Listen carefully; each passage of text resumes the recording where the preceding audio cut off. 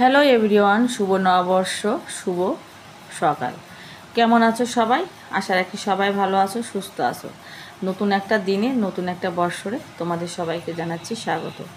সবারই যেন এই বছরটা সুন্দর, শুভ হোক, এটাই কামনা করি। তো যাই হোক, আমি ভিডিওটা শুরু করলাম এই তো সকাল থেকে। তো সকালে উঠে ঘরটা মুছতেছিলাম, কারণ হচ্ছে আজকে কালকে তো হচ্ছে পয়লা বৈশাখ গেছে, তো আজকে হচ্ছে পঞ্জিকার নিয়মে হচ্ছে পয়লা বৈশাখ। তো ঘরে একটু পুজো দেবো, কালকেও দিয়েছি, আজকে দেবো, তো যার কারণে একটু ঘরটা মুছে নিচ্ছিলাম, কারণ ঘর না মুছলে তো বোঝোই তো পুজো দেওয়া কেমন লাগে না। তো একটু ঘরগুলো মুছছিলাম আর কি। তো সকালে উঠে হচ্ছে ঘর মুছেছি, তারপরে হচ্ছে অনেক কাপড় চোপড় ছিল, অনেক কাপড় ছিল, সেগুলো ধুয়েছি। শুভ নববর্ষ সবাইকে।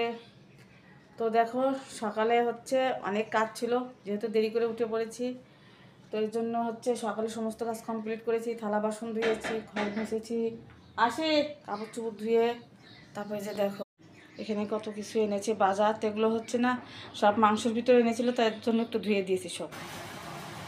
তো এখানে হচ্ছে দেখো আমি খাচ্ছিলাম, এই যে পুজো করা হয়েছে, তো সেই পুজোর প্রসাদ খাচ্ছিলাম। এই যে মিষ্টি দিয়ে, ছানা দিয়ে, পেয়ারা দিয়ে হচ্ছে পুজো করা হয়েছিল আজকে, যেহেতু হচ্ছে পয়লা বৈশাখে। তো শিবা পুজোটা দিয়েছে, ওকে দিয়ে আমি আজকে বছরের প্রথম দিনটা হচ্ছে ওকে দিয়ে পুজোটা করিয়েছি। তো শিবা এখান থেকে প্রসাদ খেয়েছে, তো আমি খাচ্ছিলাম এখন। তো খাবারের পরে এসে কিন্তু রান্নার জোগাড় করে নিয়েছি। তো আজকে হচ্ছে মাটন রান্না করব, আর হচ্ছে পোলাও রান্না করব। তো দেখো, মাটন রান্না করার জন্য না আলুগুলো একটু আমি ভেজে নেব। তো আলু তো আমি সবসময়ের জন্য একটু ভেজে নিই, তো আজকে একটু ভেজে নেব। তো আলুগুলো কিন্তু আমি অনেক বড় বড় করে দিয়েছি, কারণ হচ্ছে প্রেশার কুকারে হচ্ছে আজকে মাটনটা রান্না করব। তো যেহেতু আলুগুলো একসাথে আমি একটু দিয়ে দিব, তো তো সিদ্ধ কিন্তু আগে আলুটা হয়ে যাবে মাটনের আগে, তো যদি হচ্ছে ভেঙে টেঙে যায়, তো এই জন্য একটু বড় করে দিয়ে দিয়েছি। আর এখানে হচ্ছে একটু ব্লেন্ডার করে নিচ্ছি আমি। এই তো হচ্ছে আদা, জিরা, তারপরে হচ্ছে একটু পেঁয়াজ একসাথে করে নিচ্ছিলাম, আর হচ্ছে রসুন বাটা ঘরে ছিল আগেরই, তো সেটা দিয়ে হচ্ছে রান্না হবে আজকে। তো আগে তো আমি হচ্ছে ব্লেন্ডার আগে করে করে রাখতাম, এখন না বন্ধুরা, যে আমি সবসময় ব্লেন্ডারই করে এখন খাই, কারণ ওই দেখা যায় যে ওই করে রাখলে না কেমন যেন আমার মনে হয় কি তরকারিটা মানে ভালো লাগছে না, এরকম লাগে। তো যখন হচ্ছে রান্না করি তখনই হচ্ছে আমি এখন ব্লেন্ডার করে করে নিই, যেহেতু ব্লেন্ডার ঘরে আছে অত সমস্যা মনে হয় না। আর রান্নার পাশেই হচ্ছে রেখে দিয়েছি ব্লেন্ডারটা। তো এই তো কথা। তো নববর্ষের দিন একটু ভালো মন্দ রান্না না হলে চলে বলো, যেহেতু ঘরে ছেলে আছে, বাচ্চা আছে। তো ওই বলছিল যে মা আজকে হচ্ছে মাটন রান্না করো, তো ওর বাবা হচ্ছে সকালে বাজারে গিয়ে হচ্ছে মাটন এনেছে। তো আমি পুরোপুরি মাটনটা রান্না করবো না, ওর বাবা 1 কেজি এনেছে, কারণ 1 কেজি রান্না করে কী করবো বলো, যেহেতু আমরা মানুষ কম একদম।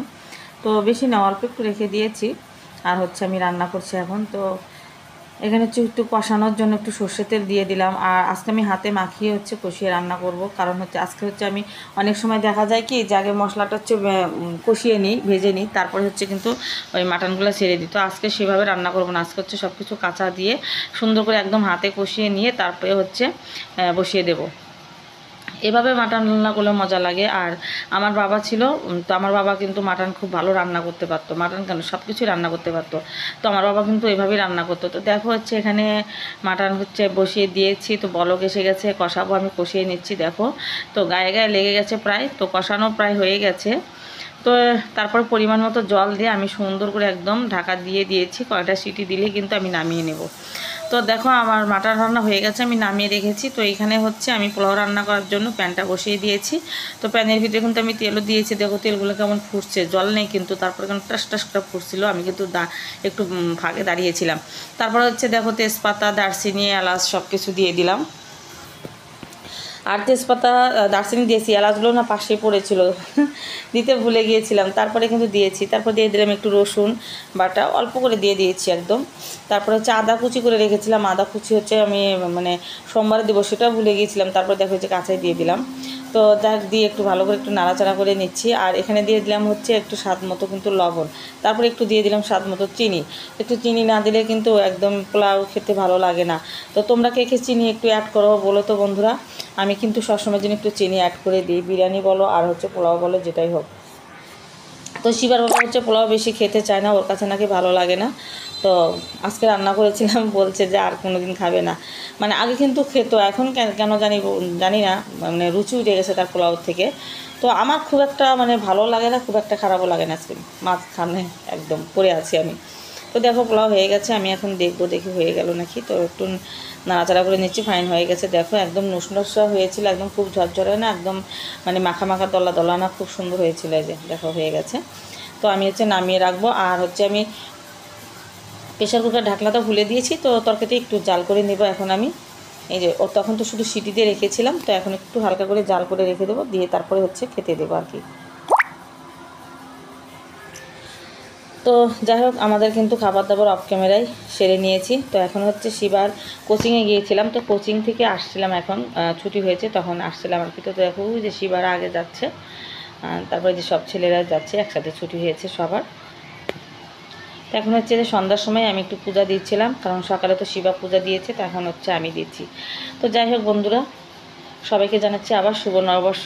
ভালো থেকো, সুস্থ থেকো, সবাই সুন্দরভাবে থেকো, সাবধানে থেকো। তো ভিডিওটি এখানেই শেষ করছি। তো কালকে দেখা হচ্ছে ছোট্ট আর একটা নতুন ব্লগের সাথে। এই পর্যন্ত সবাই ভালো থেকো, টাটা, বাই বাই, শুভ